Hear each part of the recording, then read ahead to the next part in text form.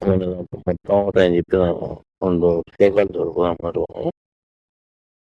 శ్రీ భగవాను వాచ మౌర్యాసక్తమనాః పార్థ యోగం యుంజన్మదాశ్రయః అసంశయం సమగ్రం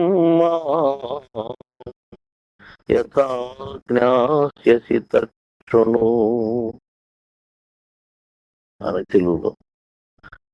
కాంచనాయందిగల్గి యోగంబునర్చి ఆశయంబులేదు నా కంటెనను చుందరంచి నన్ను సంపూర్ణమైన జ్ఞానంబుతోడ సంశయము లేక తెలిసెడు సరణి వినుము.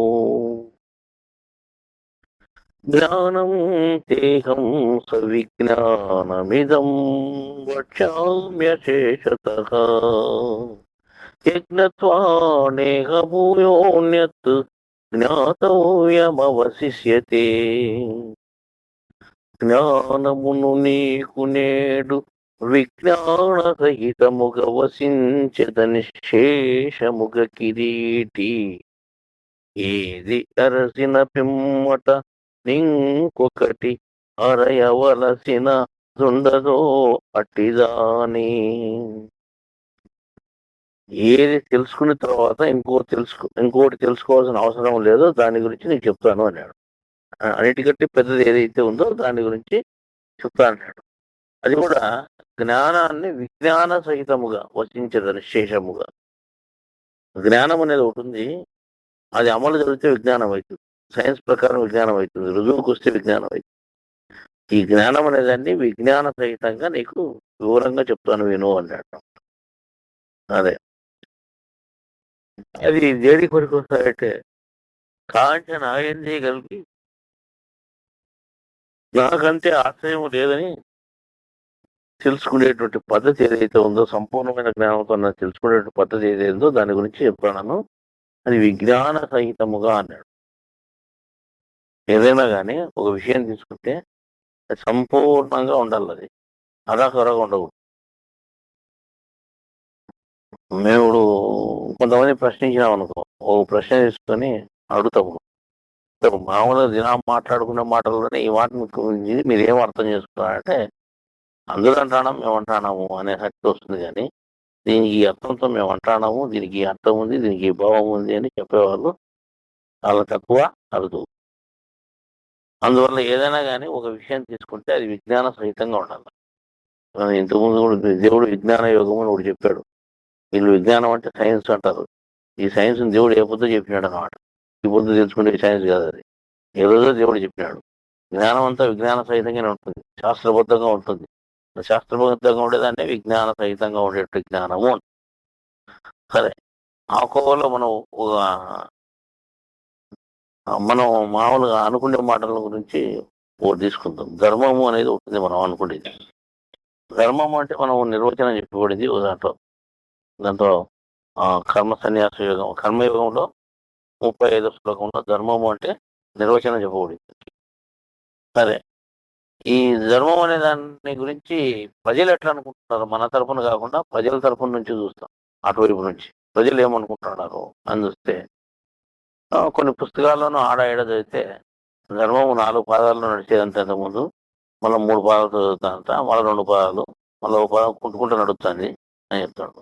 అంటే కుక్క నక్క లేకపోతే ఏమన్నా కుంటుకుంటూ నడిచేదానికి 4 కాళ్ళు ఉండేదానికి. ధర్మం అనేది నువ్వు జంతువుగా పోల్చుకుంటే వాళ్ళ కాళ్ళు అనుకోవచ్చు, ఏమన్నా అనుకోవచ్చు, అది సరిగా నడచలేదు అనుకోవచ్చు, కానీ అటువంటిది ఏం కాదు. ధర్మము అంటే దానికి నిర్వచనం ఇంతకుముందు చెప్పుకున్నాము. అది దేనికి ఉంది అంటే మనం ఆచరించేదానికి ఉంది అన్నమాట. సరేనా? ధర్మం అంటే మానవుడు ఆచరిస్తే దేవుణ్ణి తెలుసుకునేదానికి అవకాశం ఉండేటువంటిది ధర్మం. ధర్మము యొక్క కర్తవ్యం ఏమి? మనిషిని దేవుని వైపు తీసుకొని పోయి దేవునిలోనికి ఐక్యం చేసేటువంటి పద్ధతి ఏదైతే ఉందో అది ధర్మము అంటాం.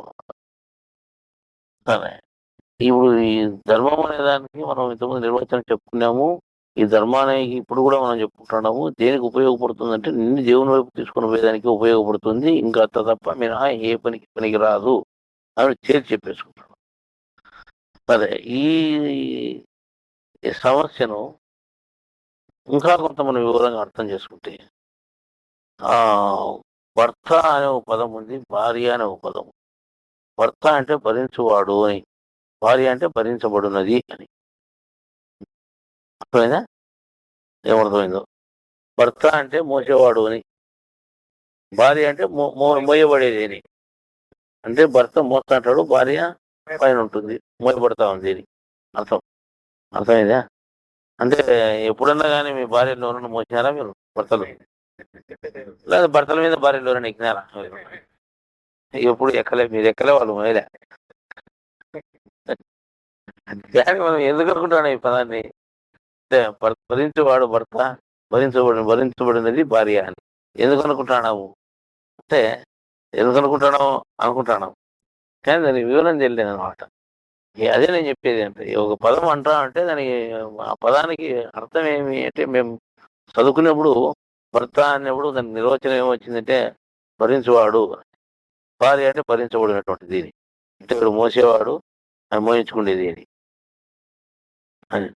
మరి దీంట్లో నిజం ఎంత ఉంది, అబద్ధం ఎంత ఉందంటే అంతా అసత్యం తప్ప ఏమీ లేదు. ఏ రోజు కూడా భర్త భార్యను మోయలేదు, భార్య మోయించుకోలేదు భర్తతో.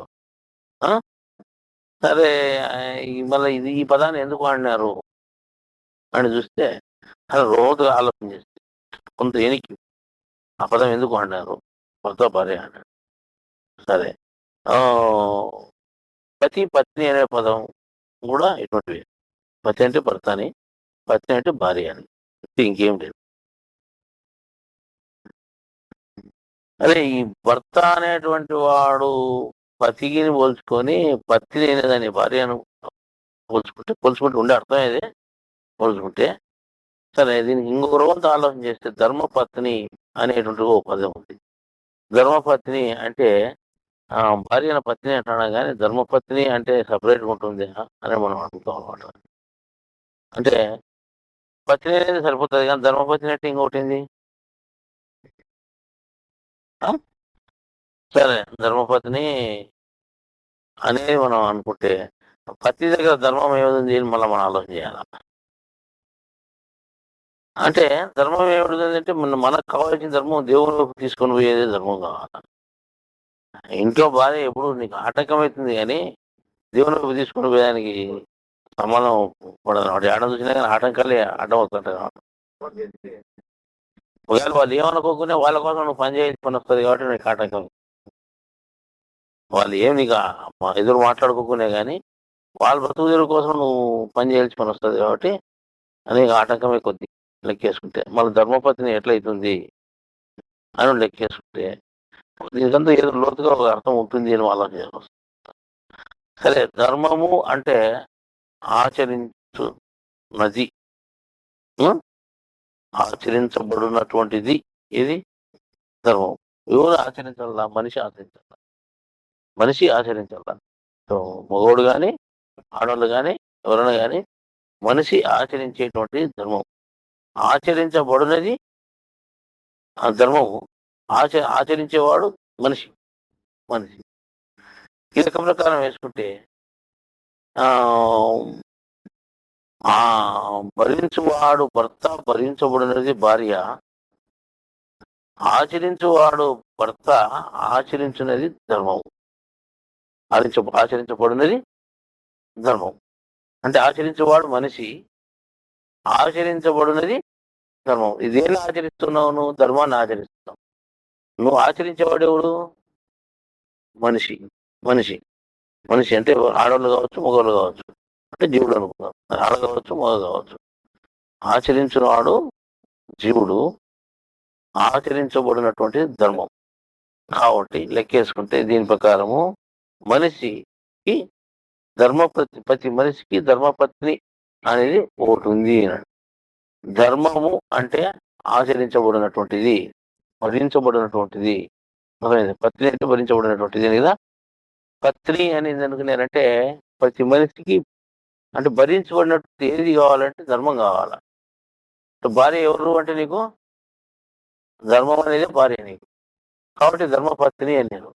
నీకు పత్ని అంటే అది మగవాళ్ళకి కావచ్చు, ఆడవాళ్ళకి కావచ్చు. మగవాళ్ళకే అని కాదులే, ఆడవాళ్ళకి కూడా. జీవుడు నువ్వు పురుషునివైతే నీకు భార్య అనేది ఒకటి ఉండాలంటే అది ఏది ధర్మంగా ఉండాలి. ధర్మమే నీకు భార్యగా ఉండాలి. నువ్వు ఆచరించేవానివి ఆచరించబడునది. భరించేవానివి భరించబడునది. అదే. ఆచరించువాడు ఆచరించబడినది. ఆచరించబడినది ధర్మము. ఆచరించేవాడు జీవుడు. ఆచరించబడినది ధర్మము అన్నప్పుడు అది ఏమైతుంది? అది పత్ని అవుతుంది. కాబట్టి ధర్మపత్ని అని అన్నారు. అంటే ధర్మపత్ని అంటే ధర్మమే నీకు పత్నిగా ఉంది. నువ్వు ఆచరించేటువంటిది ఏది భరించేటువంటి ధర్మాన్ని భరించాలి నువ్వు. ఇంట్లో భార్యను కాదు మోసేది. ఆ! ఆ! శరీరంలో ధర్మాన్ని నువ్వు ఎప్పుడైతే పోస్తున్నావో, ఆచరిస్తున్నావో అది నీ పత్ని అవుతుంది. కాబట్టి ధర్మపత్ని అని పేరు పెట్టానన్నమాట. పత్ని అంటే భరించినటువంటి ఆ! భరించినటువంటి వాడు వాడు పతి. దేని పతి ఎవడు అంటే జీవుడు. భరించినటువంటిది ఏది అంటే ధర్మము. భరించబడినటువంటిది ధర్మము. మళ్ళీ ఈ భరించబడినటువంటి ధర్మమైనప్పుడు వాడు పతి అయినప్పుడు వీడు జీవుడు, అది ధర్మం. కానీ ప్రతి జీవునికి ఏది సతిగా ఉంది, ఏది పత్నిగా ఉంది. ప్రతి జీవుడు పత్నిగా లెక్కేసుకుంటే ప్రతి జీవుడిని. దానికి పత్నిగా ఎవరున్నారు అంటే ధర్మం అనేది ఉంది. కాబట్టి ఈ ధర్మాన్ని మనము పత్నిగా లెక్కేసుకుంటే ధర్మపత్ని అవుతుంది. నాకు ధర్మపత్ని ఉంది అంటే నువ్వు ధర్మాన్ని ఆచరిస్తున్నావు అని లెక్క. ధర్మాన్ని ఆచరిస్తున్నావు అని లెక్క. కానీ ధర్మం అంటే ఏమో తెలుసు అంటే పెళ్ళం అంటే ఎవరో తెలుసు నీకు. ఆడవాళ్ళు తెలియదు కూడా దేశంలో. కానీ భార్య అంటే ఎవరో తెలుసు. అనేటువంటి పరిస్థితుల్లో ఉంటే ఏమైనా అమాయకుడు అంటాం. ఏమి తెలియనటువంటి వాడు. కానీ తన భార్యను తను గుర్తించలేనటువంటి వాడిని ఏమంటాము? అమాయకుడు అంటాం. ఆ లెక్క ప్రకారం పోతే తన ధర్మాన్ని తాను గుర్తించలేనటువంటి వాడిని అజ్ఞాని అంటాం. జ్ఞాని అనం. కాబట్టి ప్రతి మనిషికి ధర్మం అనేది ఒకటి ఉంది. తాను ఆచరించవలసిన ధర్మం ఏమిటి అంటే దేవుని ధర్మం. ధర్మం. ఆ దేవుని ధర్మం నేను ఆచరిస్తే ఏం చేస్తుంది అంటే నేను దేవుని వైపు తీసుకొని పోతుంది. నీ స్థితిని నేను చేకూరుస్తుంది. నువ్వు మొదటి నుండి ఎక్కడి నుంచి వచ్చినావు మొదట అక్కడే నేను చేర్చగలుగుతుంది ధర్మం. కాబట్టి ఈ ధర్మాన్ని పత్ని అన్నారు. అంటే నువ్వు ఆచరించదగినటువంటిది. నువ్వు పతివి అయితే అది పత్ని. కాబట్టి ధర్మపత్ని అని పేరు పెట్టారు. ఈ రకంగా పెద్దలు ఏం చేశారంటే ధర్మపత్ని అనే దానికి ఒక మంచి ఒక అర్థం తీసి ధర్మపత్ని అని అనుకుంటానప్పుడు ఎప్పుడో అవుతున్నా వీళ్ళకి ఆలోచన వస్తుంది. దీన్ని ఎందుకు పత్ని అంటున్నాం మనము? ధర్మం మనకి ఏడపత్నిగా ఉంది అని ఆలోచన వచ్చి ఎప్పుడైనా ఆలోచన చేసుకుంటారో ఆలోచన చేసుకునేకపోతే అసలైన విషయం తెలుస్తుంది. నాకు పత్ని ధర్మమే కదా అని అనుకుంటారు. అంటే నేను భరించవలసింది ధర్మాన్నే కదా అని అనుకుంటారు. అప్పుడైనా ధర్మాన్ని భరించేటువంటి స్థితికి వస్తారు. అంటే ఆచరించేటువంటి స్థితికి వస్తారు అని వాళ్ళు ఏం చేశారంటే ధర్మపత్ని అని పేరు పెట్టారు. ఆయన ఎన్టీ రామారావు అండి ఆయన చనిపోయిన నా ధర్మపత్ని ఆరోగ్యం బాగలేదు అని చెప్తాడు.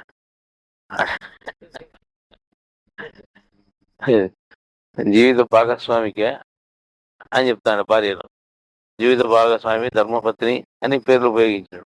ఇవన్నీ దేనికి ఉపయోగించేది? ధర్మానికి ఉపయోగించేది. జీవితంలో భాగం ఏదై ఉండాలో నీకు ధర్మమే నీకు భాగం.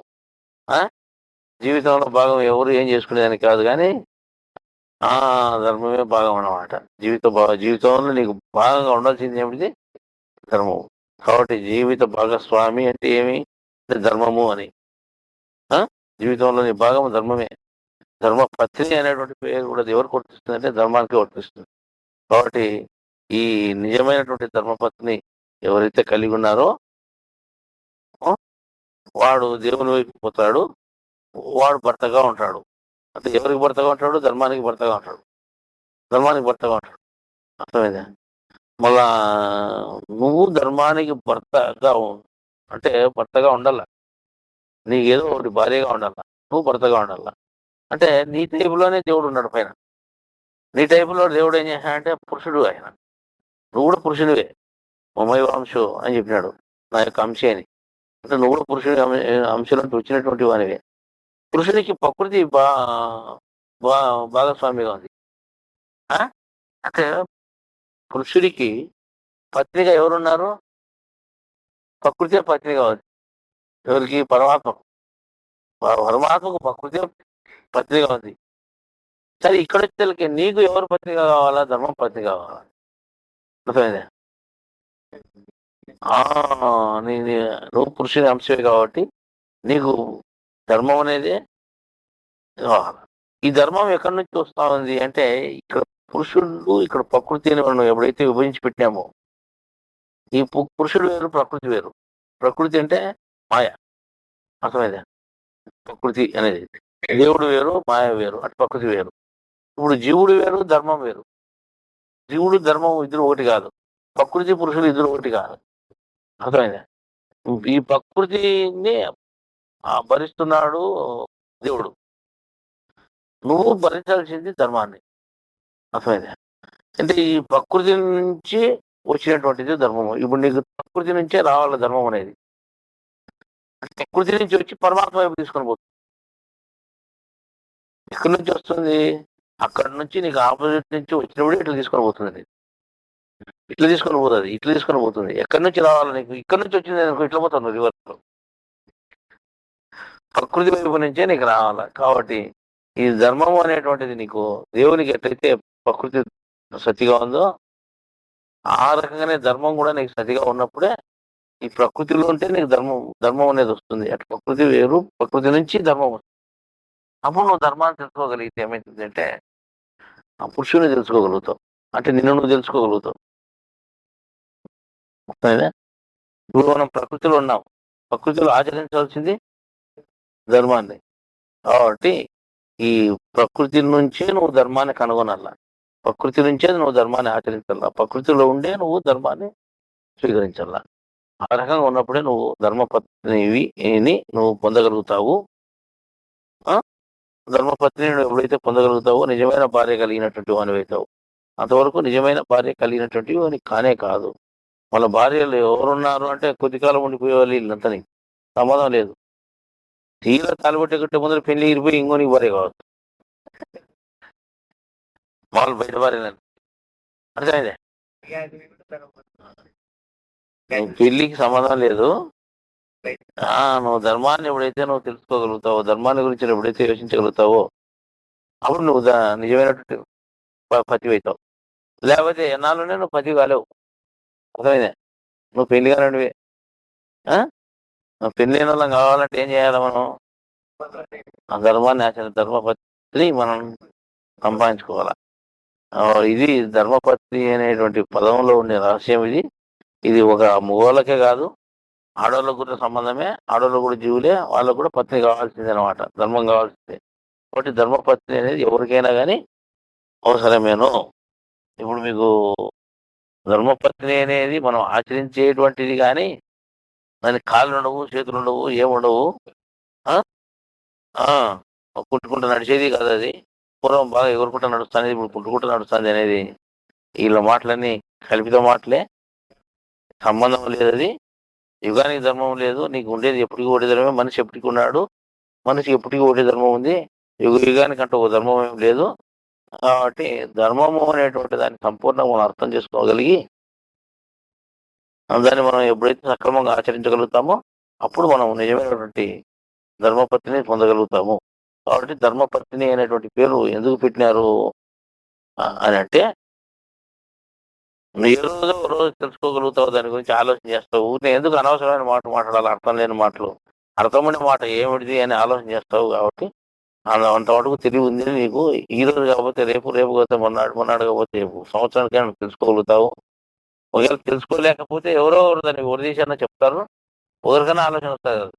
అలా విడదీసి చెప్తారనే ఉద్దేశంతో ఈ పదాలు మన మధ్యలో దేవుడు ఇరికించి పెట్టాడు.